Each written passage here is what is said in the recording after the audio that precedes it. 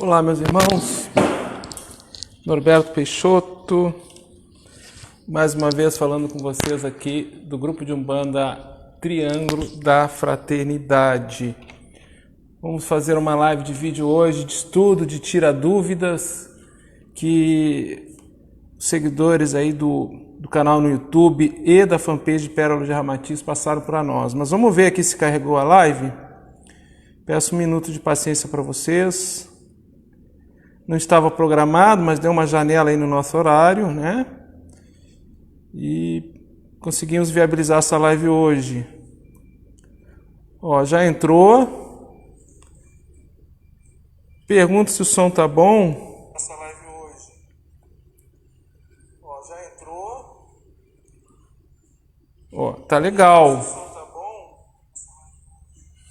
Vamos botar aqui um pouquinho mais para frente.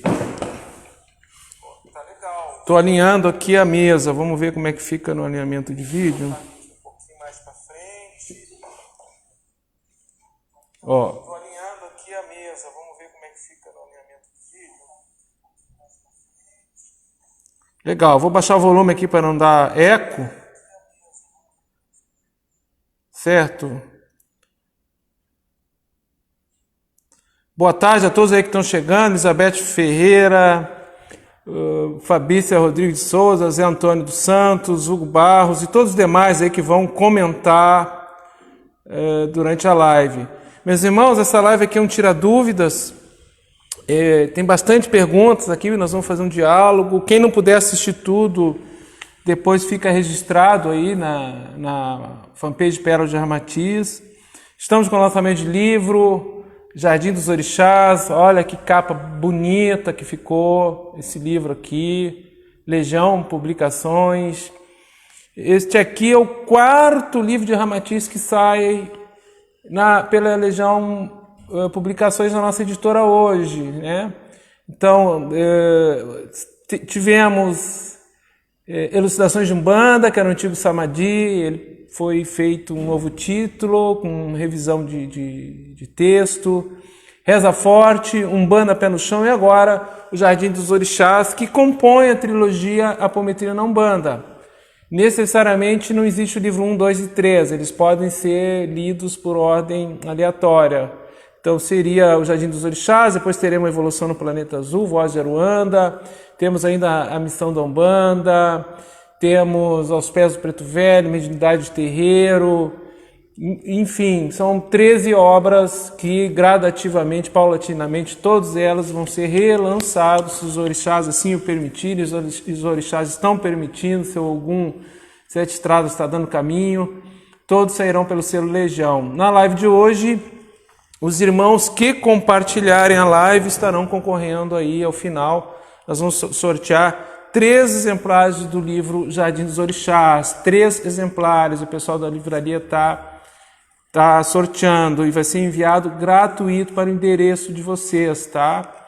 O importante é compartilhar, aquele que não compartilhar não estará participando do sorteio, tá bom, pessoal? Bom, vamos então, vocês me perdoem o horário impróprio, 5 horas da tarde, no final de uma quarta-feira, ainda mais hoje, jogo Grêmio e Flamengo aí, pelas eliminatórias aí da Libertadores da América, que dá direito ao final, mas a gente não se liga no futebol, né? Então, quando dá uma janela, dá uma oportunidade de tempo, que a gente tem o tempo, a gente sempre que possível faz a live. Então, foi nesse momento que foi possível. Vai ficar gravado na fanpage Pérola de Ramatiz, dá para assistir a qualquer horário, a qualquer momento. Bom, eu tenho várias perguntas aqui e quero ir lendo essas perguntas e vou ir comentando com vocês. E também de tempo em tempo aqui eu vou dar uma olhadinha nos comentários. Se vocês comentarem em cima do que a gente está falando, eu também vou ler aqui os comentários de vocês, tá bom, meus irmãos? Olha só. Já escutei em terreiros que o início do trabalho nas primeiras manifestações, o guia tem que ser doutrinado para trabalhar na casa. Ora, Ora, se é um guia, ele precisa ser doutrinado. Um pensamento errado. É errado entender que Exu, Caboclo Preto Velho ou outro guia de aconselhamento não possui mais apegos, melindres, recalques comuns a nós encarnados? Bom, vamos por etapa. Se ele é um guia espiritual, ele não precisa ser doutrinado, meus irmãos. Como é que eu vou doutrinar um guia? É o contrário, eles que nos guiam, eles que nos doutrinam. Claro que existem espíritos, entidades que estão num processo de aprendizado no mundo astral, que podem e acontecem trabalhar com o médium durante um determinado tempo. E, por vezes, essa entidade vai aprender com o médium. Se o médium é firme, se o médium é disciplinado, se ele tem um caráter bom, se a casa tem disciplina, tem uma boa diretriz. Agora, de uma maneira geral, os guias espirituais nos ensinam, não é nós que aprendemos com eles, né? Se é errado entender que o Exu, Caboclo Preto Velho, um guia de aconselhamento não possui mais apego, melindre, recalque comum de nós encarnados. Não é errado. Os nossos guias eles já conseguiram superar apegos, aversões, milindres, né, egoísmo, que nós ainda não conseguimos entender plenamente. Então não é errado, senão não seria um guia espiritual, tá, meus irmãos? Me foi colocado o argumento que os guias são espíritos em provação e se comprometem com o trabalho junto aos médios para a evolução e também para sucumbir às suas imperfeições. Podem falhar na tarefa de aconselhamento. Não, meus irmãos, o guia espiritual não vai falhar. Quem falha somos nós. Imagine assim o planejamento astral e a responsabilidade do que é a Umbanda, você deixar um guia espiritual sem preparo e que por vezes pode perder toda uma comunidade, todo um trabalho mais abrangente, coletivo. Não, meus irmãos, então não procede. Sabe-se sim que pontualmente entidades podem aprender com os médiuns, né? E acontece, mas não é o guia espiritual do médium ou os seus guias espirituais, tá bom? Boa tarde para quem está chegando aí, meus irmãos. Osimério Silva, Viviane Boeira, Renato Furtado, obrigado por vocês estarem aí comigo na tarde de hoje.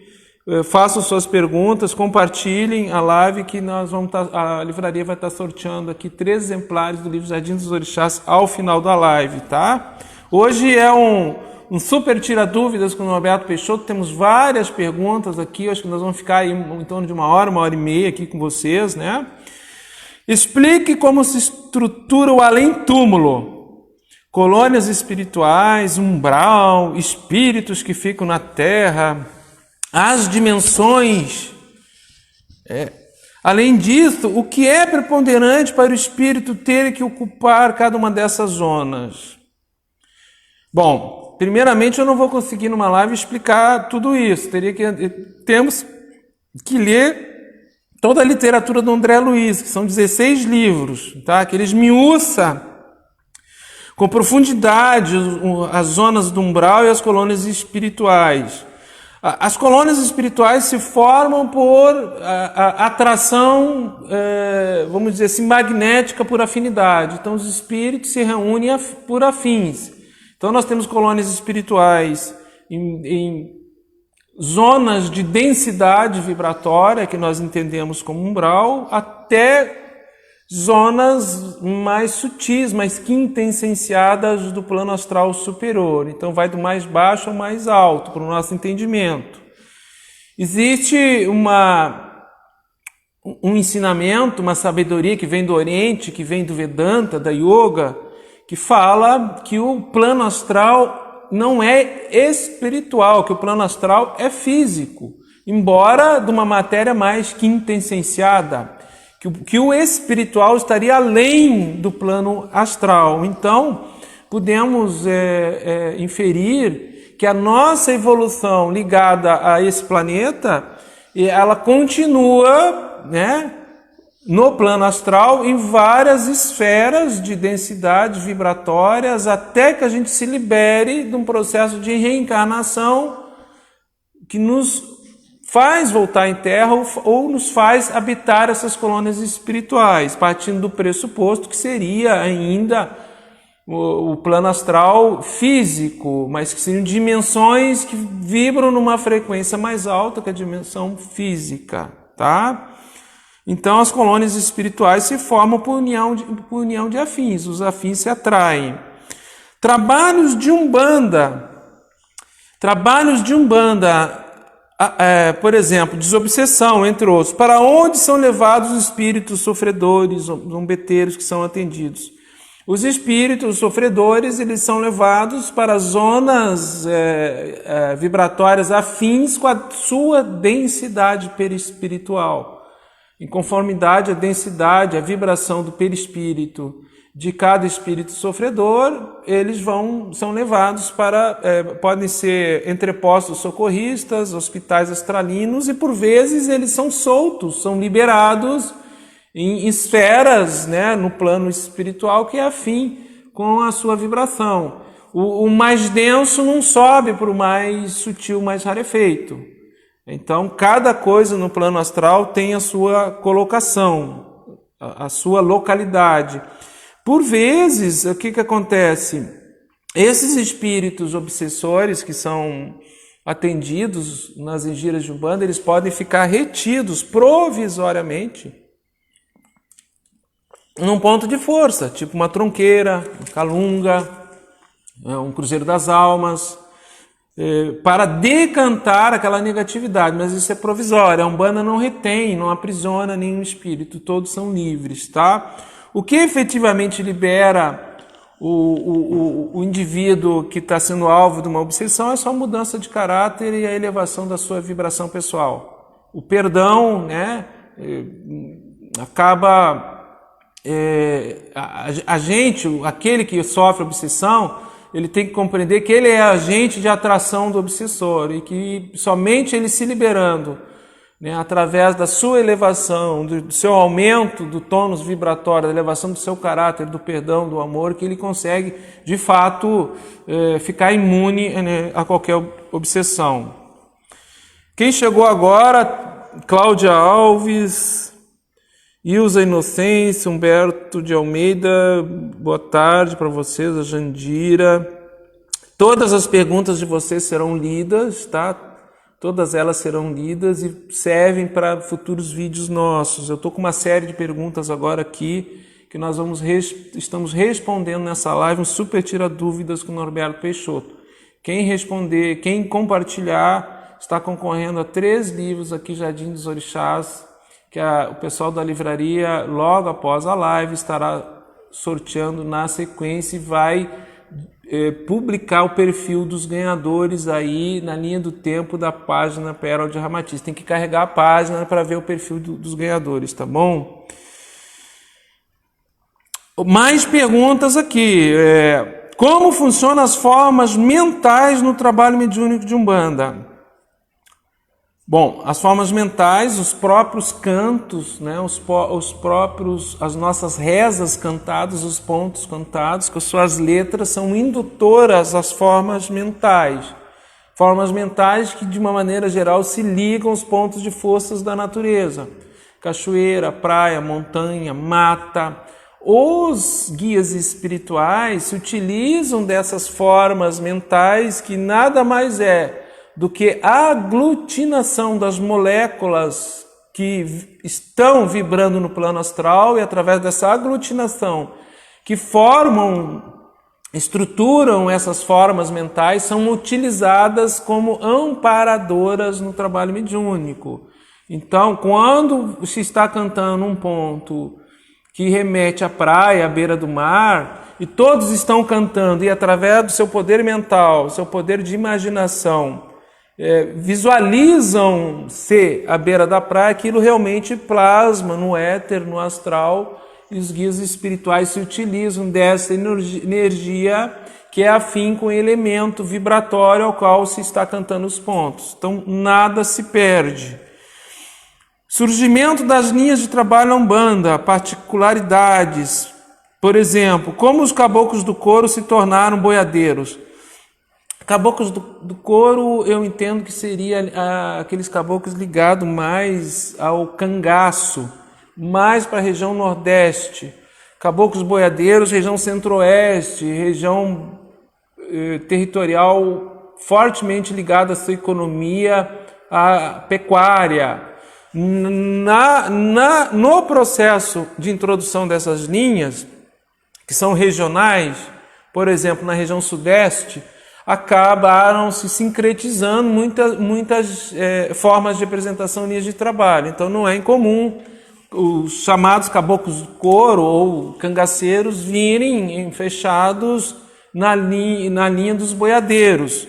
Importante ficar claro que cada linha de trabalho e formas de apresentação dos espíritos sempre estão ancorados num orixá que dá regência, que ampara aquela linha de trabalho, tá certo?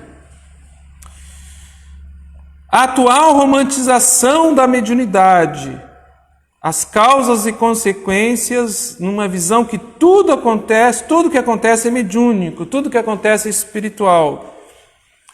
Existem locais que você vai, que a cultura espiritual do local é assim, tudo que acontece é demanda. Tudo é espiritual, e nem tudo é espiritual, e nem tudo é demanda. Muitas vezes a demanda está dentro do próprio indivíduo, dificuldades que ele tem de lidar com ele mesmo, com seus medos, com seus pensamentos negativos.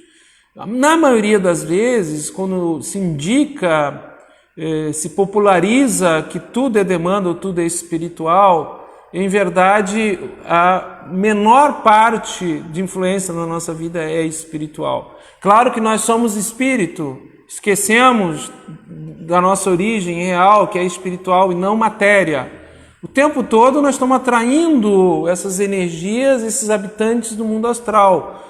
Quando nós percebemos o que nós estamos pensando e qual é a consequência dos nossos pensamentos, e a gente começa, por uma imposição de um discernimento intuitivo, modificar nossos pensamentos, as nossas atitudes, a gente percebe que a influência, uma possível influência espiritual, ela está dentro de nós, é a gente que atrai. Então, realmente, nem tudo é espiritual, nem tudo é demanda, e quase sempre não é demanda. Uma outra pergunta aqui, meus irmãos. Gostaria de saber se entrar em um terreiro de Umbanda por iniciativa própria, se nossos guias podem se recusar a trabalhar nesse local. Sim, os guias podem se recusar a trabalhar no local, eles não são obrigados. Ainda mais se você, por iniciativa própria, sem estar intuído pelos seus guias, escolhe o terreiro que não é adequado para você. Cada um tem uma afinidade, cada um tem uma particularidade.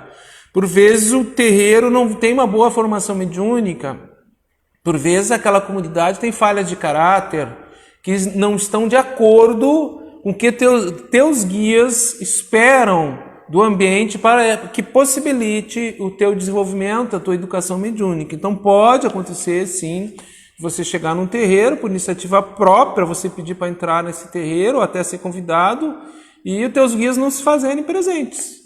Você não sentir nada, não sentir irradiação. Eles estão te passando um telegrama, vamos dizer assim, uma mensagem, não é aqui o nosso local, tá? Bom, continuando. Como saber o nome da entidade? O pessoal se preocupa muito com isso, né? Como saber o nome da entidade que nos acompanha e como fica a nossa relação com ela? Sempre pergunto disso nos terreiros e me dizem que tem que trabalhar minha mediunidade, me iniciar na Umbanda, porque tem missão. Nas giras, minha mediunidade aflora e sonho com as entidades. Bom, eu acho que o primeiro ponto é não se preocupar com o nome das entidades. Na hora certa, isso vai ser dado. Vai ser dado numa visão, num sonho, vai entrar no ouvido o nome do guia espiritual, né?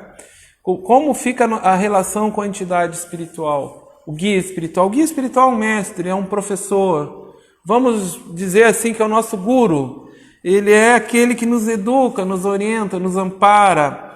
O guia espiritual ele não é um serviçal que ele tem que estar à disposição o tempo todo para resolver qualquer e pequenos problemas que a gente tenha.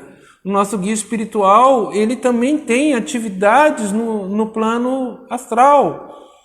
Geralmente, um guia espiritual não tem só um médium como pupilo, vamos dizer assim, né? Os guias espirituais têm mais de um médium, trabalham com mais e têm as suas atividades também no plano astral. Então, a nossa relação, como aproximar a relação com o guia espiritual, acho que é tendo disciplina, tendo regularidade na frequência, no trabalho do terreiro, de educação mediúnica, é estudando, é procurando se melhorar, se aprimorar internamente, elevar o seu caráter, procurando ter atitudes diariamente que te aproximam das atitudes que o guia teria. É um efeito espelho, a gente tem que aprender com o guia espiritual e se mirar no guia espiritual e se esforçar para ter um comportamento semelhante ao guia espiritual, que assim nós estamos estreitando essa sintonia, essa relação com o nosso guia espiritual. Gostaria de saber sobre o trabalho do Exu do Lodo nas engiras de Umbanda. Na minha opinião, o Exu do Lodo ele tem um enfechamento do Orixá Exu, claro, e de Nanamburuquê. Então ele vibra no ponto de força que ele teria semelhança em terra e água. São os elementos que ele trabalha. Exu do Lodo ele é excelente nas descargas espirituais, né? Nos descarregos ao final de engiras. Ele é excelente nos processos de desobsessão, quando tem que levar a contraparte etérica de despachos, trabalhos magísticos feitos, negativados, feitos para prejudicar, levar essa contraparte etérica, esse carrego astralino, vamos dizer assim, que fica vibrando no duplo dos elementos, levar isso pro lodo, levar isso para o mangue, levar isso para a terra úmida, molhada, onde tem humus, e isso se decantar com o próprio magnetismo telúrico do planeta.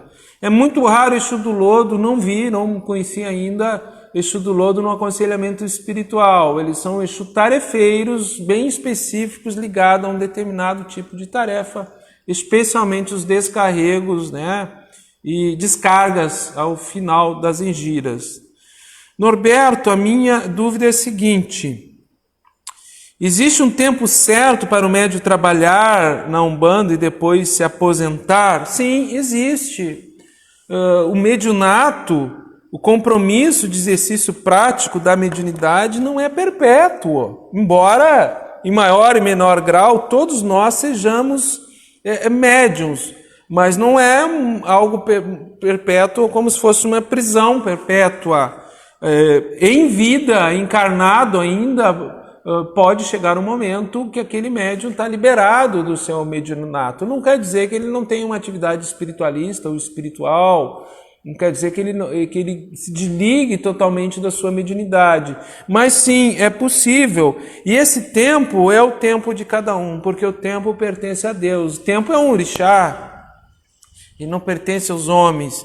Importa a gente saber perceber o seu momento. Tem aquele momento, por vezes, que por idade avançada, dependendo do ciclo de vida humano, que o médium já não tem nem mais fluido para trabalhar de forma ostensiva, por exemplo. Então, cada caso é um caso, não tem uma cartilha, não tem um prazo determinado, linear, uniforme, que sirva para todos, né? Mais uma pergunta. Hoje, Norberto Peixoto está bem falante, filho de Oxóssi, que nem pica-pau. Fala e não cansa nunca. Aqueles que estão chegando agora, a Denise Pereira chegou aqui, está falando do Exu Caveirinha, Tem Eliane, Denise Pereira de novo, Maria Gorete Bernardes, Aleph Souza, minha boa tarde a todos. Meus irmãos, se vocês sortearem aí se vocês compartilharem ao final da live 3 livros aqui, lançamento, Jardim dos Orixás, estará sendo sorteado pelo pessoal da livraria, o perfil publicado na linha do tempo da página Pérola Ramatiz. Tem que carregar a página para ver o perfil dos ganhadores, tá? Vamos lá. Se a Umbanda não tem uma codificação, como saber as premissas verdadeiras da doutrina umbandista? Escutando os nossos guias espirituais. Casas longevas, casas sérias, casas que têm disciplina, casas que têm uma doutrina no tempo e que está dando certo, são referências para nós. Escutarmos os nossos guias espirituais. Além disso, hoje em dia, embora a Umbanda não tenha uma codificação, ela tem um bom corpo literário. Da década de 70, 80 para cá, desde o advento de W.W. da Mata e Silva, Mestre Yapacani, vieram vários livros, tem vários autores de Umbanda. Então, já tem uma referência bibliográfica que nesse meio diverso, né, sem codificação, a gente pode buscar uma referência de identidade, de doutrina, tá bom? O que um médium deve fazer quando este está, segundo mentores da casa de Umbanda, em desequilíbrio? E por isso precisa se afastar. Esta atitude de afastamento é realmente a mais correta? Como o médium pode se estabelecer, digamos assim, e voltar aos trabalhos? Por vezes, a atitude mais correta é o afastamento do médium. Não no sentido de punição, não existe essa conotação, ao menos aqui no Triângulo da Fraternidade, mas sim para que o médium frequente a assistência, o afastamento no sentido que não é desligamento. Ele se afasta dos trabalhos e frequenta a assistência por um tempo, toma passe, se fortalece, e outros preceitos individualizados, aí varia de casa para casa, para ele se fortalecer. Ele pode estar numa fadiga fluídica, um enfraquecimento do ori, ele pode estar num processo de influência espiritual, com dificuldade em determinado momento, anímica, emocional, de compreensão de si mesmo, que ele precisa dar uma parada, né? Não ter um compromisso com uma tarefa e se fortalecer. Essa atitude do afastamento é realmente a mais correta? Em muitos casos, sim. É a mais adequada, a mais correta. Agora, cada caso é um caso. Como o médium pode se restabelecer e voltando ao trabalho? Seguindo o tratamento espiritual prescrito pela casa que ele faz parte. Confiar na casa. Obviamente, existe uma reciprocidade.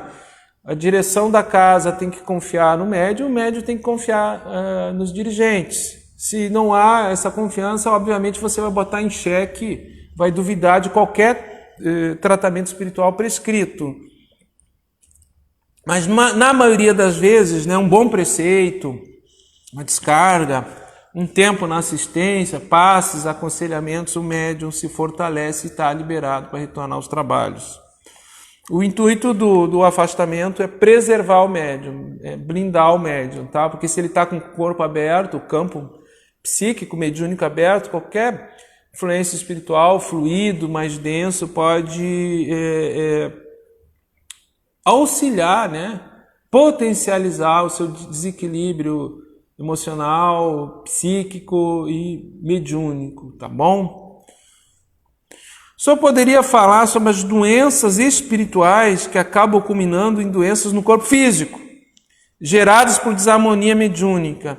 Meus irmãos, o que seria desarmonia mediúnica? Um guia espiritual não causa uma desarmonia mediúnica, agora um obsessor sim. Um trabalho mediúnico inadequado, que o médium absorva cargas negativas demais e não seja descarregado adequadamente, pode gerar, sim, um desequilíbrio no corpo astral, na tela búdica que fica no corpo etéreo, que a partir daí, por ressonância, somatizar como uma doença no corpo físico. Nós trazemos no nosso subconsciente espécies de gatilhos, vamos dizer assim, que em determinadas situações da nossa vida disparam e no corpo astral, né? Ali no duplo etéreo, uma determinada camada do duplo etéreo, isso gera como se fosse um morbo, um núcleo de enfermidade, um desequilíbrio naquelas moléculas do corpo etérico e por ressonância somatiza no corpo físico.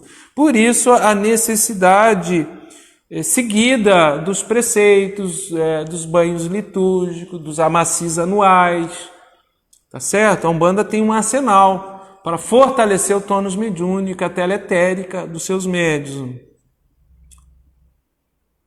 Qual os reflexos em nossa saúde de um desenvolvimento mediúnico desorientado? São sérios. Um desenvolvimento mediúnico desorientado, que não objetiva o fortalecimento do Eledá, que não está afim com a peculiaridade e a natureza vibratória do médium. Qual é o seu orixá regente, qual é o seu adjuntor, elementos usados de forma inadequada ou trabalhos mediúnicos que têm grande utilização de elementos litúrgicos e baixo caráter, quer dizer, são trabalhos que têm muito fluido, mas de baixo caráter, que a intenção não é boa, a intenção contraria a lei cósmica, com o tempo pode fragilizar assim esse médium e as consequências são as mais variadas. Não saberia assim especificar detalhadamente, mas com certeza podem até causar doenças, desequilíbrios, processos, né, obsessivos mais complexos, duradouros e de difícil resolução. Tá certo? Mais uma pergunta aqui. Poderia explicar se existe espírito desenvolvedor? No terreiro onde estou fazendo meu desenvolvimento, dizem que recebemos espíritos desenvolvedores e que por enquanto ainda não são os nossos guias verdadeiros. Isso é possível? É possível. Existem os caboclos desenvolvedores. Qual é a finalidade dos caboclos desenvolvedores? Os caboclos desenvolvedores estão aprendendo também, vamos dizer assim, estão num processo de aprendizado para serem guias espirituais mais adiante. Então eles se utilizam dos médios que estão em desenvolvimento, principalmente médios no início, e há um aprendizado recíproco. Por que o guia espiritual logo no início não se acosta no médium? Porque ele não consegue chegar no médium, o médium ainda está denso, os chakras estão desalinhados, os giros dos chakras não estão na frequência vibratória o suficiente para que o corpo astral do guia consiga se acoplar, né? Se acoplar no astral, no éter, através desses núcleos de força que são os chakras, e a partir daí este acoplamento que nós entendemos popularmente como incorporação. Então sim, existem caboclos desenvolvedores na Umbanda. Qual a explicação para espíritos que se manifestam através de um médium e após determinado tempo de trabalho com esse médium, deixam de se manifestar, dizendo que alcançaram sua evolução espiritual? Aquilo que foi dito numa outra pergunta aqui. Qual é o tempo do médium no seu mediunato e qual é o tempo do espírito do guia no seu mediunato? Os espíritos ascensionam. A mediunidade não é uma sentença de prisão perpétua, vamos usar essa alegoria. Então há casos de preto velhos, ou de caboclos, ou de Exu, ou de boiadeiro, chega um determinado momento, ele não tem mais compromisso, não tem mais nada que o obrigue a ficar vibrando naquele médium, ou naquela tarefa, ou naquela comunidade. Cada caso é um caso. Muitos espíritos têm a possibilidade de ascensionar, de se liberar do trabalho mediúnico mais terra a terra, mais próximo aqui, e por amor, por escolha, por índole espiritual, permanecem. Então, cada caso é um caso. Como funciona essa trama E por que existe espíritos que não fazem parte da coroa mediúnica do médium e trabalham com o mesmo? Bom, a coroa mediúnica não é uma cela fechada com cadeado e que só alguns eleitos se utilizam. O médium, ele é um templo vivo aberto para caridade. Então, por vezes o guia espiritual, no tempo da mediunidade, quando o médium está mais maduro, mais firme, ele até se afasta um pouco e deixa que outros espíritos que estão com mais necessidade de tarefa se utilizem desse médium. Tarefas que o médium vem a assumir, o guia espiritual no astral, ele articula um tarefeiro, um protetor para dar amparo àquele trabalho, até porque o guia espiritual não faz tudo. Os espíritos trabalham conjuntamente, um auxiliando ao outro. Então isso é normal, tá? Fale-nos alguma coisa sobre alimentação e mediunidade nas vésperas do trabalho. Eu entendo que a alimentação deveria ser um cuidado diário, né? Não adianta a gente ter uma alimentação desregulada e no dia do trabalho mediúnico querer fazer dieta e ficar com fome na hora do trabalho. Se recomendamos diretriz de segurança mediúnica, 48 horas antes do trabalho mediúnico, não comer carne vermelha. Preferencialmente não comer carne de nenhum tipo. Mas se não consegue ficar sem comer carne vermelha, que se coma só carnes brancas. Porque a carne ela tem um processo digestivo mais lento, mais demorado, e ela prejudica, ela concentra a energia no trato digestivo e prejudica a ativação dos chakras superiores.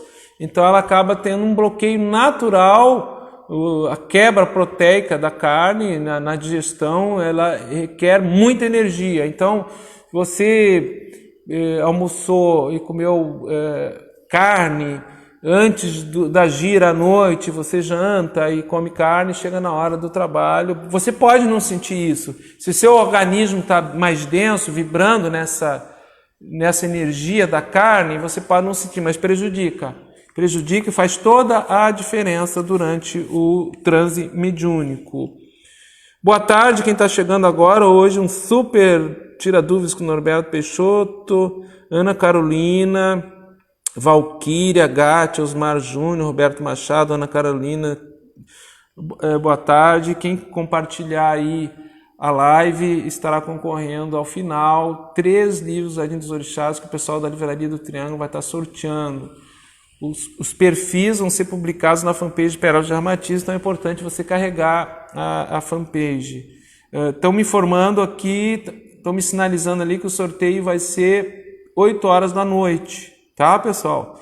8 horas da noite, então, na fanpage de Pérolas de Armatiz, o perfil dos 3 ganhadores. Os livros serão enviados gratuitamente para a residência de vocês. Olha, tem bastante perguntas aqui. Não sei se eu vou conseguir responder tudo hoje. Vamos lá. Poderia falar sobre a possibilidade ou não da iniciação de um médium em cemitério e das energias que lá circulam? Foi uma pergunta feita numa outra fanpage que gerou certa polêmica. Bom, no grupo de Umbanda Triângulo da Fraternidade, ao qual Norberto Peixoto está dirigente, e cabe aos orixás o tempo que eu vou ficar como dirigente, nós não temos nenhuma iniciação com cemitério. E entendemos que iniciação em cemitério não tem fundamento dentro da tradição que a gente segue, que é a cosmovisão de origem da religião tradicional urubá. Não existe um orixá de cemitério ou iniciação de cemitério na religião tradicional urubá que estrutura na sua origem os orixás, até a agonia dos orixás. O orixá que se liga, um orixá que se ligaria a cemitério seria Iku, a morte. E o Yorubá não tem nenhum rito de culto a Iku ou de firmeza de Iku em algum elegum, algum médium. No Brasil se popularizou isso. Claro está que determinados trabalhos magísticos, de contra-magia ou de demanda, se entra nesse ponto de força de decantação que seria a calunga, o cemitério, e o médium tem que estar firme para lidar com essa energia. E como é que ele tem que estar firme? Ele tem que estar firme com o seu orixá, e para ser um médium que entra nesse campo de força, o seu orixá tem que ter a ver com esse campo de força. Né? Então nós temos Inhaçã do Balé, nós temos orixás ligados ao elemento terra, energia mais telúrica, o Mulu, o Baloaê, a própria Nanã. Então você firma o orixá antes de ter a intenção de fazer uma iniciação no ponto de força. Então aqui na casa, nos nossos ritos internos, nós trabalhamos durante um ano inteiro um calendário litúrgico que se faz frente para todos os orixás, firmando, todos eles são senhores regentes do ar, terra, fogo e água, né, dos pontos de força da natureza. Então nós temos um calendário que inicia lá em março e vai até dezembro, onde nós cultuamos todos os orixás e todos os pontos de força da natureza. Guias e processos encarnatórios. Sabe que alguns guias irão reencarnar em breve. Nesse caso é possível que alguns de nós tenha sido guia de ontem, o guia numa encarnação anterior. Alguns bem pouquinho é possível. A grande maioria de nós acredito que estejamos longe de termos a consciência de um guia espiritual genuíno no astral de Umbanda. Mas é possível, sim, em alguns casos, esse guia espiritual vem e reencarna como uma missão, né, mais ampla, frente a uma comunidade, frente a uma coletividade.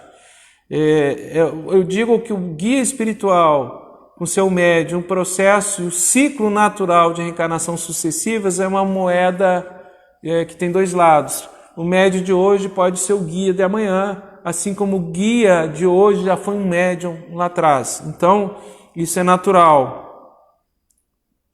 Haveriam vestígios de traços de comportamento, de personalidade, de pessoas que seriam guias reencarnados? Olha, meu amigo, um guia reencarnado, ele se destaca pela elevação do seu caráter, pela equanimidade, por não vibrar em apegos e aversões. Ele se destaca pelas suas atitudes e pelo seu esforço estar direcionado sempre para o coletivo, para a comunidade, minimizando o seu ego, o seu egoísmo.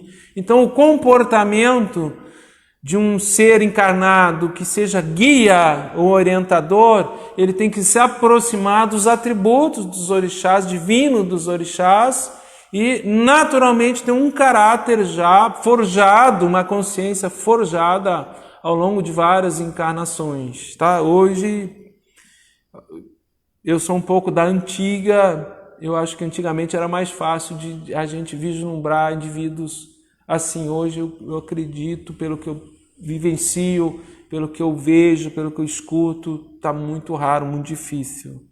Mais uma pergunta.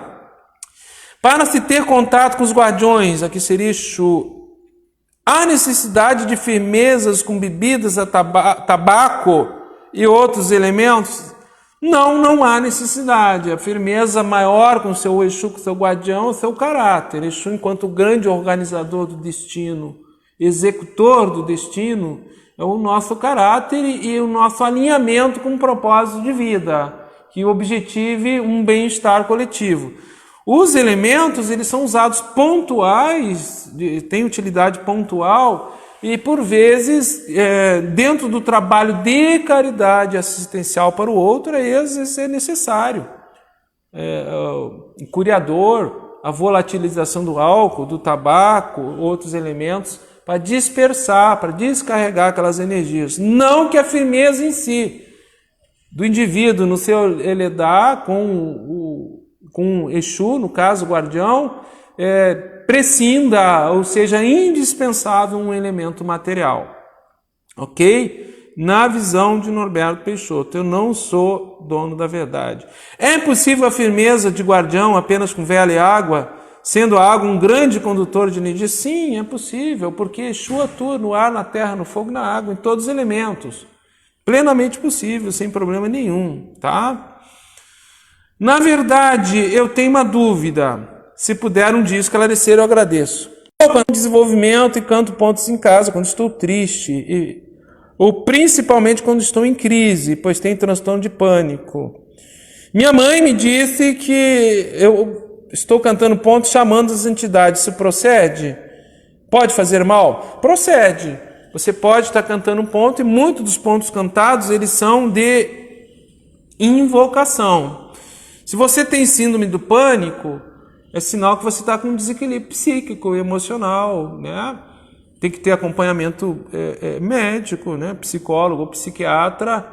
E a síndrome do pânico, geralmente, de uma maneira geral, não vamos generalizar, mas de uma maneira geral, a maior parte dos casos vem acompanhado de influência espiritual negativa, vem acompanhado de obsessão.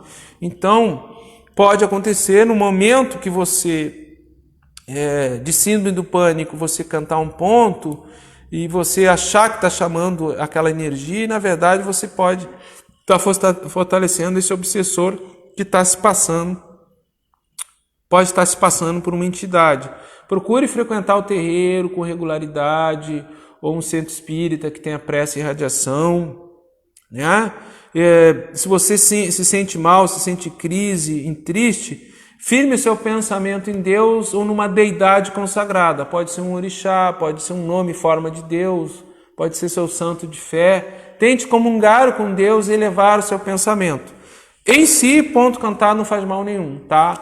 Só temos que ter cuidado quando você tem uma sensibilidade mediúnica desequilibrada, que me parece que é o seu caso, de você estar fazendo invocação, cantigas de invocação de determinadas forças que você ainda não está preparada nesse momento, tá certo? Boa tarde, Tânia Tesla, boa tarde, Bete Amaral Paradeda, Cláudia Amaral, Nilmin Andrade, todos que compartilharem aí, que estão chegando agora, a nossa live, estarão concorrendo a 3 exemplares do livro Jardim dos Orixás, que será sorteado hoje às 20 horas, tá? Tem que carregar a página Pérolas de Ramatiz para ver o perfil dos sorteados ali, que estará no feed aí da página, tá?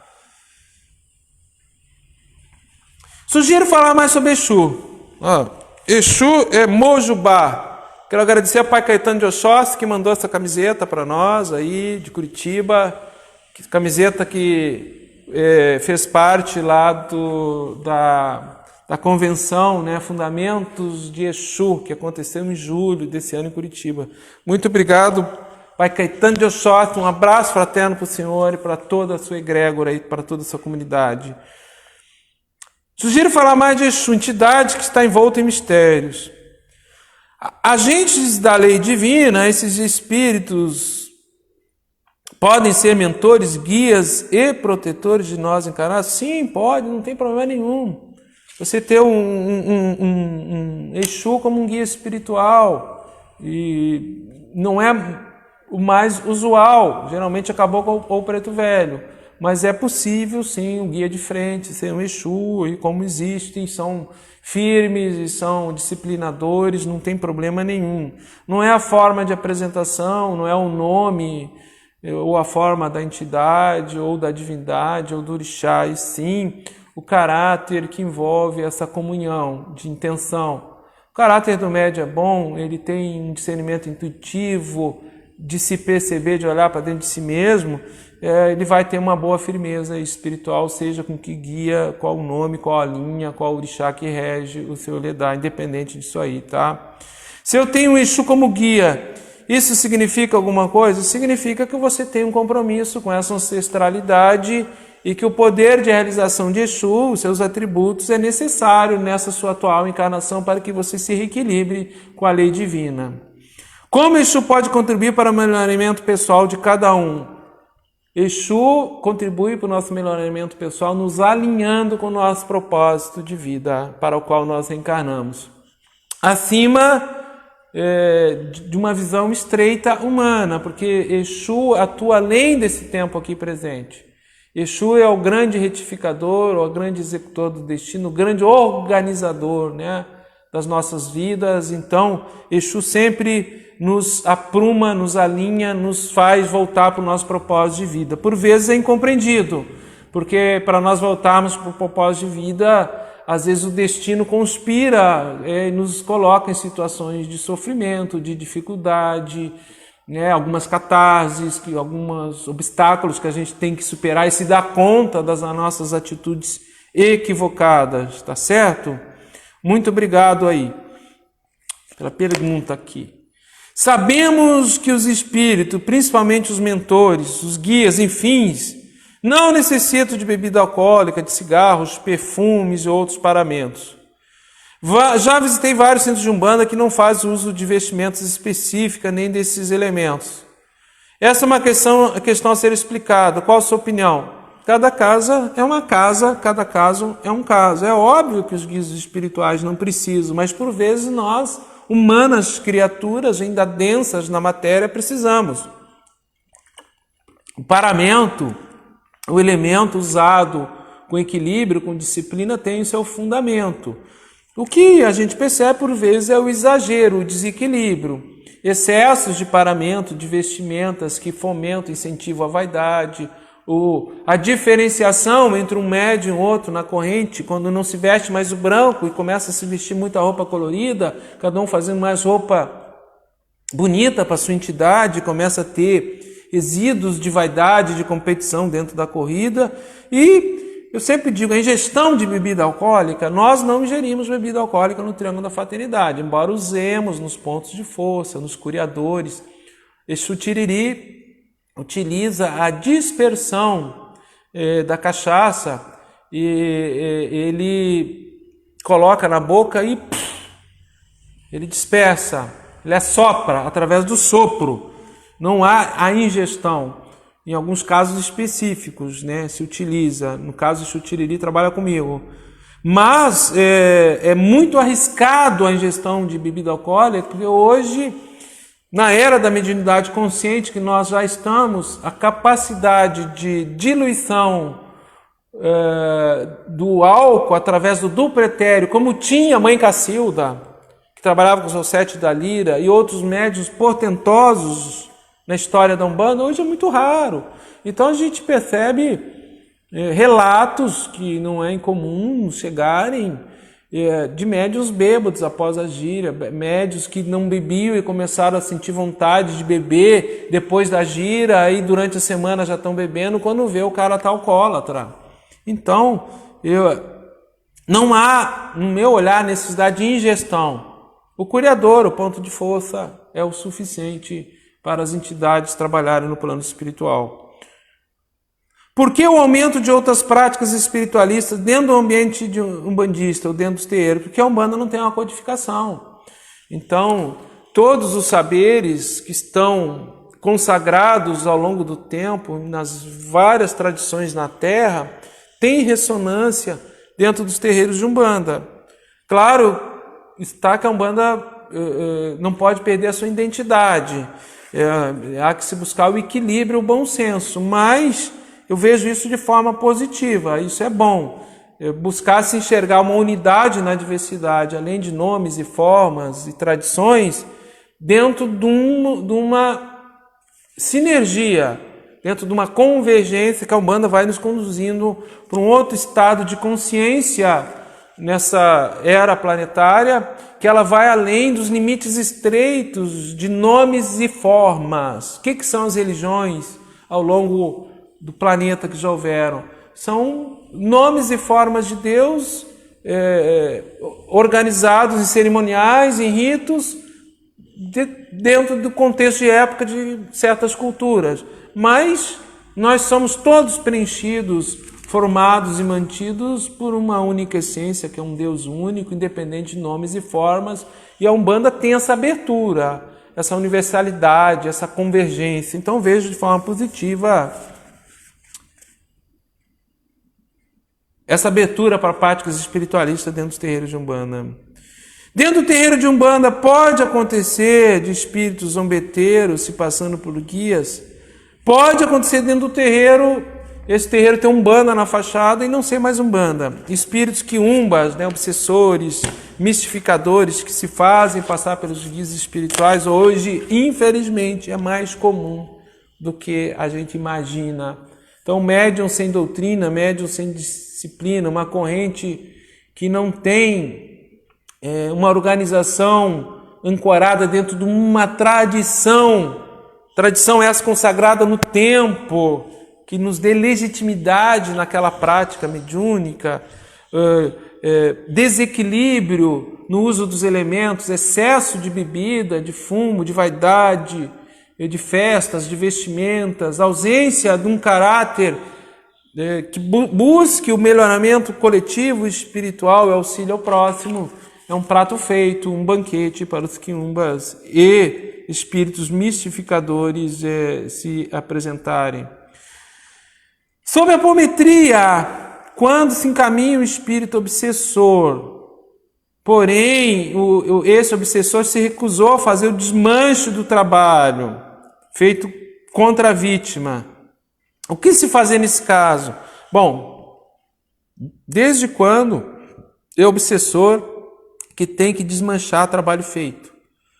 Um trabalho de apometria dentro de um terreiro de umbanda, de fato e de direito, com amparo de Exu, meu amigo, não interessa se o obsessor vai querer desfazer o trabalho ou não vai querer fazer. Se é do merecimento do assistido, isso vai ser desfeito. Então se criou esse uso de que o obsessor, só ele sabe fazer como foi feito aquela iniciação, aquela magia, então ele teria que se desmanchar. Isso aqui está criando um monte de problema em vários grupos aí que caem na fascinação, caem no excesso de imaginação e acabam não fazendo nada. Um obsessor, como é dito aqui nesse caso, que foi encaminhado, o obsessor ainda está com ódio e rancor, e ele é encaminhado de forma violenta através de uma contagem, e não serviu para nada, isso aí, e ainda fica um resíduo contra aquele grupo, contra aquela corrente. Então a amorosidade, o trato amoroso, o obsessor não é obrigado a fazer nada, é o obsediado conseguindo levar a sua vibração, perdoar, e confiemos no canal da mediunidade. Um grupo amparado por uma mediunidade de fato e de direito, dentro de uma egrégora de umbanda que trabalha com apometria, vai ter Exus, guardiões, preparados e guias espirituais preparados para todo e qualquer desmanche de magia, seja no passado remoto, seja de iniciação, seja no Egito, aonde for, tá certo? No olhar de Norberto Peixoto. Não sou dono da verdade. Às vezes a gente complica e acaba esquecendo de fazer o básico, aquilo que é fundamento dentro de um trabalho de mediunidade na lida de umbanda. Continuando aqui as nossas questões. Inserção de práticas umbandistas em ritos, cultos e doutrinas que se utilizam ayahuasca, santo daime, barquinha, xamanismo. O que você teria a dizer? Eu não tenho nada a dizer. Porque eu não sou ayahuasca, eu não sou santo daime, não pratico barquinha nem xamanismo. Então, se essas pessoas que são sacerdotes de ayahuasca, santo daime, barquinha, xamanismo, estão encontrando em práticas umbandistas soluções e respostas para o seu melhoramento, é o plano espiritual que compete ao plano espiritual se fazer presente ou não, no meu modo de ver. Fazendo um gancho em relação a isso aí, agora invertendo o outro lado, práticas de ayahuasca, santo daime, xamanismo dentro da umbanda, nós teríamos que falar sobre drogas e mediunidade, drogas que são alteradoras de consciência, drogas que têm princípios ativos que são alteradores de consciência, são psicoativos que agem no cérebro e alteram a estrutura fisiológica do médium e impactam no seu desenvolvimento mediúnico. De que forma, como eu vejo isso, e se eu uso ostensivo de drogas psicoativas no mediunismo, como o ayahuasca ou o daime, trazendo para dentro do mediunismo de umbanda, se isso pode influenciar e abrir buracos áuricos ou influência nos corpos sutis, sim, pode e acontece. Ao longo dos anos, já atendemos várias pessoas que vêm com processos esquizoides, mediunidade completamente destrambelhada, com audiência aberta, clarividência aberta, ficam desdobrados por qualquer motivo, não consegue dormir, processos esquizoides, frutos de uso contínuo de psicoativos no mediunismo. Depois, para arrumar isso aí, dá um enorme trabalho para o indivíduo, e por vezes o indivíduo não se levanta mais. Então, a orientação de Caboclo Peri, a orientação de Pai Tomé, dos guias espirituais do Triângulo da Fraternidade, não utilizamos nenhum componente psicoativo ou alterador de consciência. De preferência, nem o café, dia de trabalho, né? 6 horas antes do trabalho mediúnico, não se tomar café ou nada que tenha cafeína. No olhar de Norberto Peixoto, a alteração da consciência, ela tem que ser vivenciada através da mediunidade simples, natural, e por um ganho de intuição, de discernimento, ampliando a nossa compreensão, vai ampliando a nossa consciência, a percepção durante os transes e a percepção extrafísica. Poderia falar sobre os ataques recebidos durante o sono, ou seja, a pessoa se vê atacada durante o sonho. Quando o ataque é consolidado, acorda-se com dores na região que foi afetada ou atacada durante o sonho. Como isso é possível? Inclusive de sentir dor e ficar a sensação ruim no local. É possível porque houve uma ressonância vibratória, você está desdobrado. Você toma um soco, uma chicotada, uma facada no corpo astral, por exemplo, e por ressonância isso somatiza no físico. É o que o catolicismo chama estigmas, né? Tem muitos estigmas dos santos. O santo, o devoto entra no estado superior, alterado de consciência, um êxtase beatífico, ele se funde com a imagem do Cristo na cruz, Cristo crucificado, e ele sofre os estigmas das chagas ou da cruz no corpo físico. Isso acontece também com obsessão ou com esses ataques. Aí entraríamos numa outra pergunta: existem brigas no plano astral, batalhas, armas e objetos de ataque? Sim, existem, e eles plasmam isso através das moléculas astralinas, através do ectoplasma. Eles plasmam e condensam as energias astralinas e formam objetos cortantes, armas, escudos, espadas. Sim, existe isso no plano astral inferior. Então, o médium que ele sofre um assédio psíquico durante o sono físico, ele estando desdobrado, que ele é ferido, ele pode ter ressonância no corpo físico e realmente ficar com dor, com estigmas no corpo físico. Esse desequilíbrio permanecendo, pode haver um impacto na homeostase orgânica naquela região atingida e advir uma doença, tá? Um processo de desequilíbrio, ou no estômago, ou no intestino, ou em determinado local do corpo físico, tá certo? Espero ter respondido aí. Boa tarde, Dani Fox Campos, Nana Ferreira Franco, Vanessa Souza, Nani Ferreira. Meus irmãos, vocês compartilhem a live que estaremos concorrendo aí. Você estará concorrendo ao sorteio de 3 livros, Jardim dos Orixás. O sorteio será às 20 horas de hoje. Logo, os perfis divulgados na fanpage de Pérola de Amatiz. Falta poucas perguntas, meus irmãos. Já vamos encerrar aqui mais 15, 20 minutos. Estudo apometria há 3 anos, sou médium bandista. Há uma grande diferença, óbvia, na apometria praticada por você, no Triângulo da Fraternidade, em relação à praticada na Casa do Jardim. Aqui eu faço um comentário. Não é uma diferença na apometria. Nós praticamos a apometria, a mesma apometria que o Dr. Lacerda deixou, nas suas técnicas, nos seus procedimentos, né, apométricos. A diferença é que nós somos um terreiro de Umbanda, não uma casa espírita. Então nós nos utilizamos de tronqueira, de ponto de força, de altar, né, de água, de fogo, né? Então é diferente de um centro espírita, que tudo isso é feito mentalmente. E se há diferença entre o trabalho de apometria utilizando esses elementos, como nós utilizamos, e no caso da apometria que é feito só a nível mental. Então, se invoca uma salamandra, se invoca o fogo, a água, o mar, só através da força mental. Se há diferença? Há diferença. Em alguns casos, notadamente de indivíduos que têm compromisso com a egrégora de Umbanda, nós precisamos do elemento físico, aquele condensador energético, elemento literalmente físico, que ele libera aquela energia, porque os atendimentos apométricos podem se tornar muito densos, e na maioria das vezes são densos, são interseções em faixas de umbral.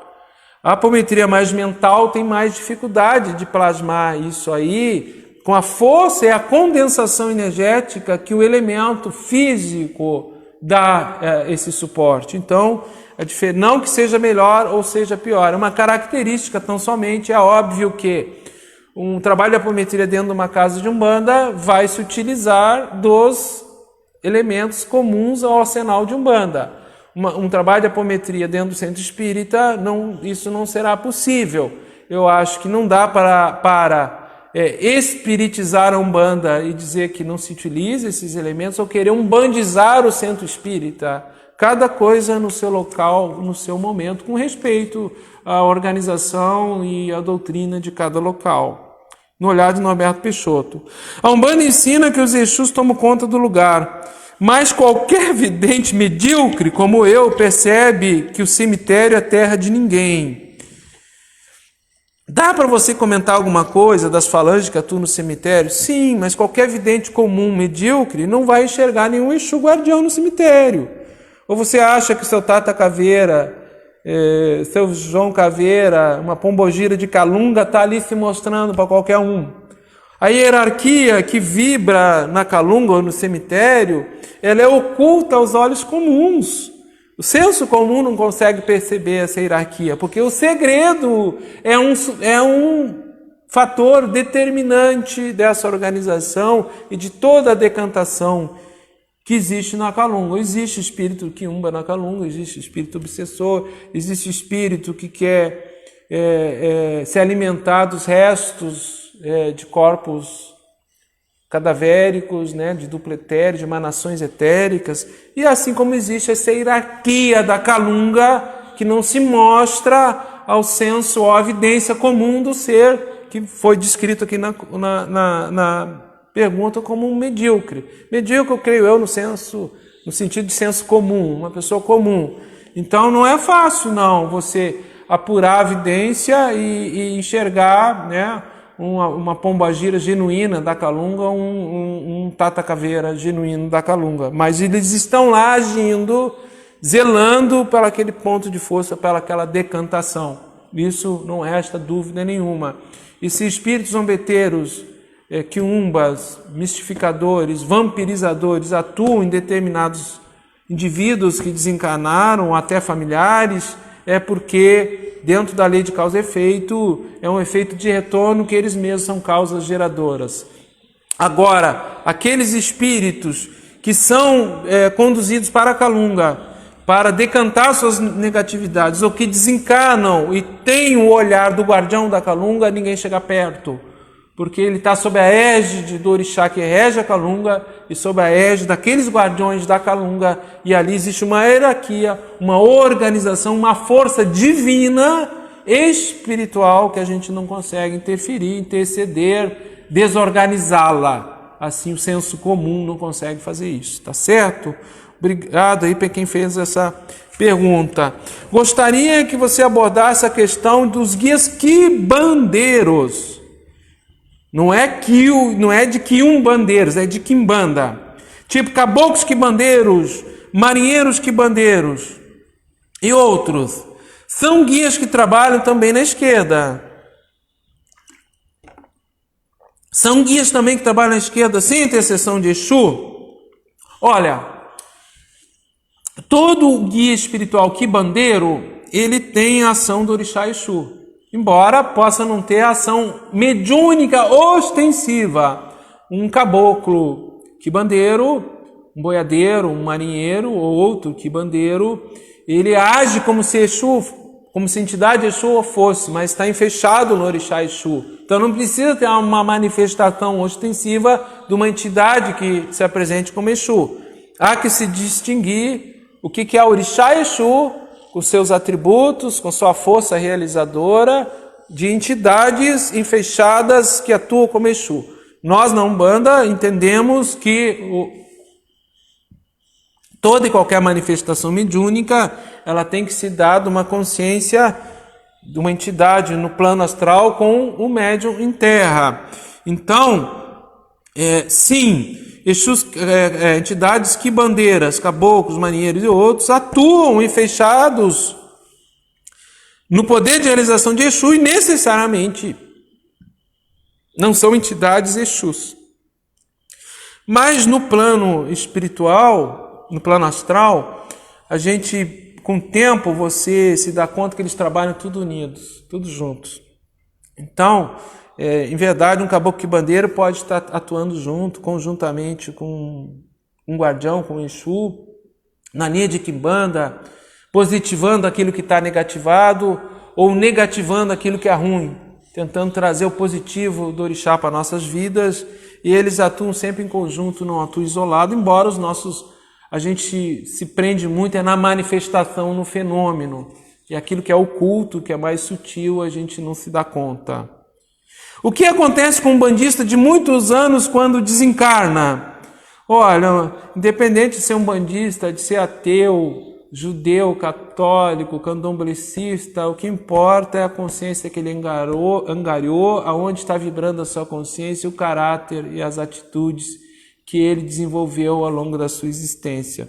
Quando muito, creio eu que um bandista diligente, que procurou se esforçar, que sempre objetivou o bem do próximo e o bem-estar coletivo do outro, ele angaria, sim, uma condição vibratória de consciência que possibilita a ele um bom desencarne, um bom desligamento. Se a consciência dele está vibrando no guia, se a consciência dele vibra naturalmente no orixá, ele desencarna, ele vai para um local auspicioso no plano espiritual e não tem dúvida nenhuma que ele vai ter uma boa assistência no seu desligamento. Teríamos aqui ainda mais 3 perguntas. Meditação na Umbanda. Como se faz meditação? Qual é o foco da meditação? Eu não vou conseguir responder agora com a atenção que a pergunta requer em função do tempo. Mas eu diria assim, o que meditação não é? Meditação não é não pensar em nada. O pessoal acha que meditação é você sentar, ficar numa postura lá genuflexo e não pensar em nada. É impossível a nossa mente não pensar em nada. A meditação, a grosso modo, é você concentrar-se naquilo que você está pensando, reconhecer os seus pensamentos e deixar eles fluírem. Deixar os pensamentos irem, reconhecer como se fosse uma testemunha e deixar os pensamentos fluírem, fazer isso diariamente, preferencialmente primeira hora da manhã e primeira hora da noite, e com o tempo você vai tendo uma consciência de testemunha daquilo que você pensa, quais são os seus pensamentos, quais são as emoções ligadas com esses pensamentos, e você vai tendo mais domínio desse processo de criar pensamentos. Então, teríamos muitas técnicas de meditação, requer estudo, requer prática, mas meditação é tudo de bom. Meditação nos fortalece em consciência, espiritualmente, e temos no grupo de Umbanda Triângulo da Fraternidade um núcleo de meditação, tá? Que o pessoal medita em casa e se reúne de tempo em tempo para fazer uma troca, para fazer um estudo, e temos um momento assim de cânticos devocionais e um momento de meditação coletiva. Diferenças entre orixá, Exu e entidade. Mais ou menos eu comentei aqui, né? Na nossa opinião, orixá e Exu faz parte do panteão dessas deidades, divindades que seriam expansões plenárias de um Deus único, né? Plenas de poderes e senhores regentes dos elementos, a terra, fogo e água. Então, Exu é orixá, partícipe da gênese divina, e entidades são espíritos com existência individualizada, que estão em evolução, seja no plano astral, seja encarnado, estão em evolução. Tá? Tem muitas entidades que trabalham como Oxóssi, trabalham como Xangô, se fazem apresentar como Ogum e como Exu também, mas per si não são um orixá, ok? E por último, falar sobre radiação e incorporação. Esse dia eu fiz um vídeo falando sobre isso. É muito tênue a diferença hoje sobre radiação e incorporação. Incorporação é aquela proximidade do guia que se acopla nos chakras. E se dá a nível áurico, não é corpóreo. Então, quanto maior a proximidade, maior seria o nível de incorporação. Com o tempo, o médium diligente, educado, o guia se afasta, ele não precisa estar tão próximo. E atua, ele se aproxima e se distancia da irradiação intuitiva. Toda incorporação vem acompanhada de uma irradiação intuitiva. Nem toda irradiação intuitiva requer uma incorporação. Então, são processos interdependentes, que um não é melhor que o outro, porque o que importa na Umbanda de aconselhamento, na Umbanda de boca a orelha, o que importa dentro dessa tradição é o caráter do médium e o teor das comunicações. Eu sou Norberto Peixoto, muito obrigado por essa live de hoje. Quem compartilhar a live estará concorrendo ao sorteio de 3 livros, Jardim dos Orixás, às 20 horas do sorteio. O perfil dos ganhadores será publicado na fanpage de Pérola de Ramatiz. Carrega a fanpage e você verá o perfil dos ganhadores. Nossa, muito obrigado, nosso Saravá, pela oportunidade de estar com vocês, de dividir alguns saberes, humildemente, sem esgotar o assunto. Façam seus comentários, deixem registrados, todos são lidos, que nos ajudam, né, a gente elaborar os nossos vídeos e nos ajudam naquilo que nós estamos escrevendo nesse momento. Nosso Saravá fraterno, meus irmãos, muito axé, até a próxima oportunidade.